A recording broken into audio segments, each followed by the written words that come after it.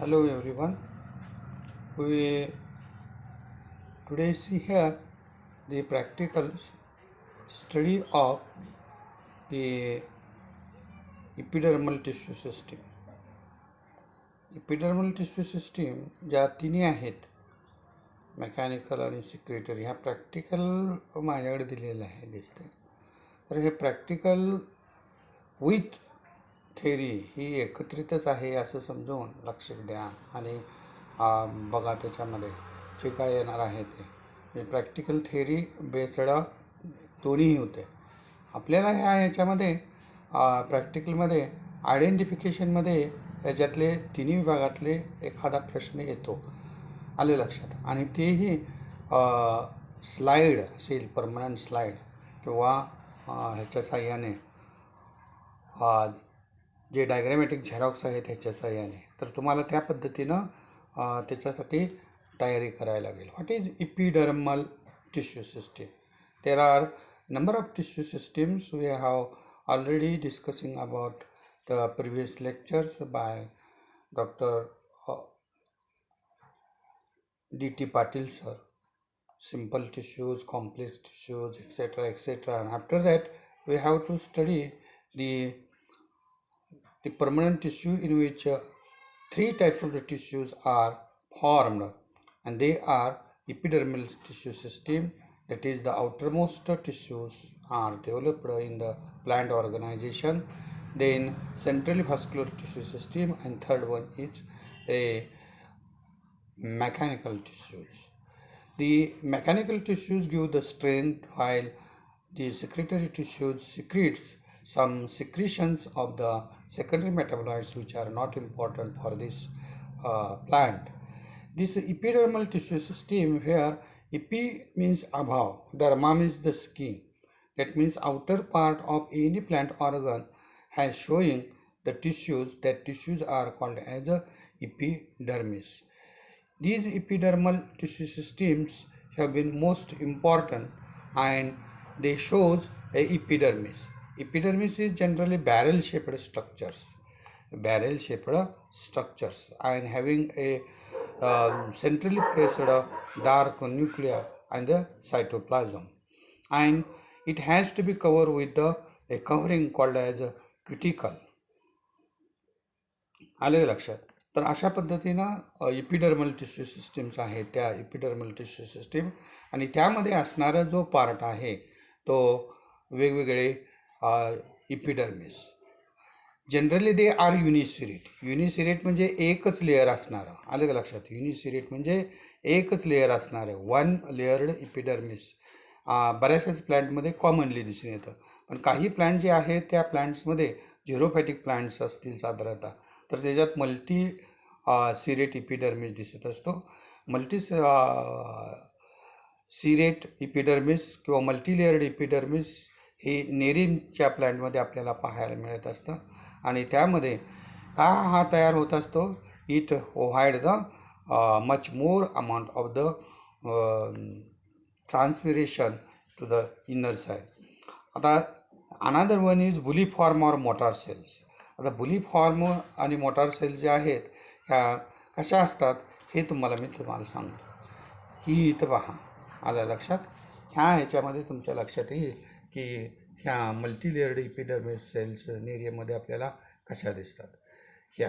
ही मल्टीलेअर्ड epidermis, ही single epidermis आहे, single epidermis. तदनंतर जे हे क्युटिकल आहे, थिक क्युटिकल झिरोफॅटिकमध्ये असतं, मेझोफाईटमध्ये थिन क्युटिकल असतं. त्यानंतर हा जो पार्ट आहे ते आउटग्रोथ्स आहेत. इपिडर्मिसपासून निघणारे आउटग्रोथ त्याला हेअर्स म्हणायचे. आता हे हेअर्स पुन्हा दोन टाईपचे असतात, युनिसेल्युलर आणि मल्टीसेल्युलर. युनिसेल्युलर जे आउटग्रोथ आहेत हे आउटग्रोथ साधारणतः जे रूट सिस्टीममध्ये आहे त्याला रूट सिस्टीममध्ये एपिडर्मिस न म्हणता एपिब्लेमा म्हणतात आणि एपिब्लेमाचंच रूपांतर पुन्हा काय होत असतं, सिंगल लेअर्ड इपिडर्मिसमध्ये होत असतं आणि ते हेअर होत असतं, सिंगल लेअर्ड युनिसिरेट हेअर्स. मल्टीलेअर्ड इपिडर्मिसमध्ये तुम्हाला इथं असं वेगवेगळ्या ह्याच्या दिसेल, फिलिफॉर्म हेअर्स आहेत. हे ट्री शेप्ड हेअर्स, त्याला डॅन्ड्रॉइड हेअर्स म्हणायचं. हे आहेत ते डेंड्रॉइड हेअर्स आहेत. त्यानंतर stomata is must important and they are very different to the dicot plant and the monocot plant. Dicot plant have a kidney shaped. This is the guard cells and these are the subsidiary cells. Subsidiary cells are irregularly arranged and guard cells are a bean shaped. मोनोकॉटमध्ये आपल्याला हा कसा दिसत असतो बाळांनो, dumbbell shaped दिसत असतो. आलं लक्षात. इपिडर्मिसवरच्या अँटोजेनिकमध्ये दोन टाईपमध्ये येतात. इपिस्टोमॅटिक म्हणजे वरच्या बाजूला स्टोमाटा असणारे व्हेरी रेअर असतात आणि खालच्या बाजूला हायपोस्टोमॅटिक असणारे भरपूर असतात. तर आणखी युनिसेल्युलरमध्ये आपल्याला हा जो हुक्ड हेअर्स आहेत, हे हुक्ड हेअर्स आपल्याला काही ह्याच्यामध्ये दिसत असतात. तर अशा पद्धतीने हे युनिसेल्युलर आणि मल्टीसेल्युलर इपिडर्मिस जे आहेत ते तुम्ही पाहिलेले आहेत. त्यानंतर आपण सेक्रेटरी पुढचा जो पार्ट आहे तो मेकॅनिकल टिश्यू सिस्टीमचा. मेकॅनिकल टिश्यू सिस्टीममध्ये जे तुम्ही कॉम्प्लेक्स सिम्पल टिश्यूमध्ये शिकता तेच इथं शिकायचं आहे.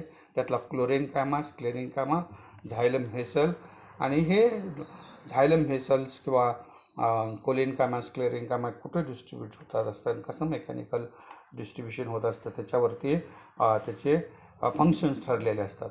The distribution of the mechanical tissues in different parts of the plants mainly based on the principles of a maximum strength, give the maximum strength with the minimum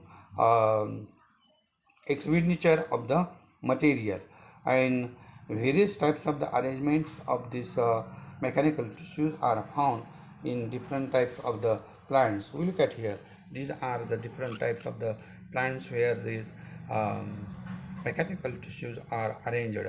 In the sunflower stem, sunflower stem is a particularly herbaceous plant, so कोलेनकामा has to be play important role along with the sclerenchyma. हा जो स्क्लेरेनकामा आहे तो स्क्लेरेनकामा आणि आतला कोलेनकामा जो आहे तो दोन्ही मिळून असं काय होत असतं की त्याचा गर्डल बनत असतो. जसं की इमारतीला गर्डर्स असतात आणि त्यामुळं फ्लेक्झिबिलिटी याची वाढत असते आणि फ्लेक्झिबिलिटी वाढतल्यामुळं हार्बेशियस स्टेम हे टू ओव्हॉइड द कटिंग्स, कट होत नाही लवकर.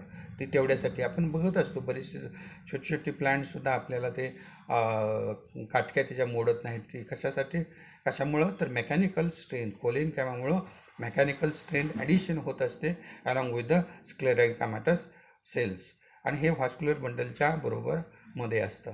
हे काहीमध्ये डिस्ट्रीब्युशन सर्क्युलर फॉर्ममध्ये असतं. इथं तुम्ही बघा आय गर्डल्स कसे हायपोडर्मल ओरिजिनची झालेले आहेत की ज्याच्यापासून आपल्याला इथं पेरिसायकल जे आहे ते पेरिसायकलचा हा आय गर्डल व्हॉस्क्युलर बंडल्स बरोबर हा दुसरा येत असतो. अँड हायपोडर्मिस आहे pericycles together with forming a flanges of the central pith. ह्या सेंट्रल पीथला एक स्ट्रेन द्यायचं, फ्लेक्झिबिलिटी द्यायचं काम काय करत असतं ह्या सेल्स करत असतात कोलेनकामाच्या. तर हे इथं काय आहे महत्त्वाचं आहे. दुसरा जो पार्ट आहे तो मेज स्टेमचा.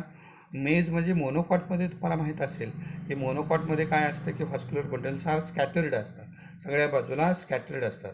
हे सगळे मोनोकॉटचे कुठलेही घेतले तरी आपल्या लक्षात येईल.